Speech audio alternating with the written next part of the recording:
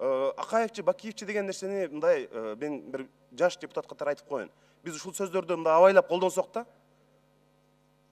эми өнүгөйүн десек, өсөлү десек, реформа жасайын десек, милицияны өзгөртөйүн десек, сотторду өзгөртөйүн десек, азыр Акаев менен Бакиев жолтоо болуп атабы? Же ошолордун кадрлары бизди колдон кармап алып, өнүкпөгүлө, өспөгүлө деп мындай бир андай жок да. Ошондуктан мындай биз алдыга карап жылбайлыбы? Алдыны ойлобойлубу? Артка караганда пайда жок, пайда жок.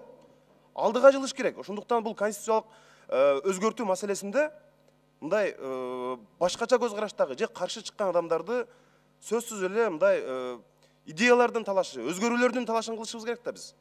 Анан бирибизди чукуп, ким каршы сүйлөп койсо, дароо кылмыш ишин козгой калып, анда эмнеге мурда козгогон жоксуңар?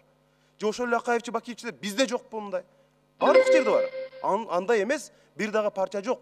Ошондуктан жаңы саясий маданиятты калыптандыралы, идеялардын, өзгөрүүлөрдүн, реформанын тегерегинде талаш тартышалы деген маселе ошондон.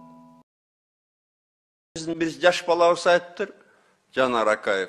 Акаев, Бакиевдин эмне залакасы бар деп. Ал балашка билбейт го.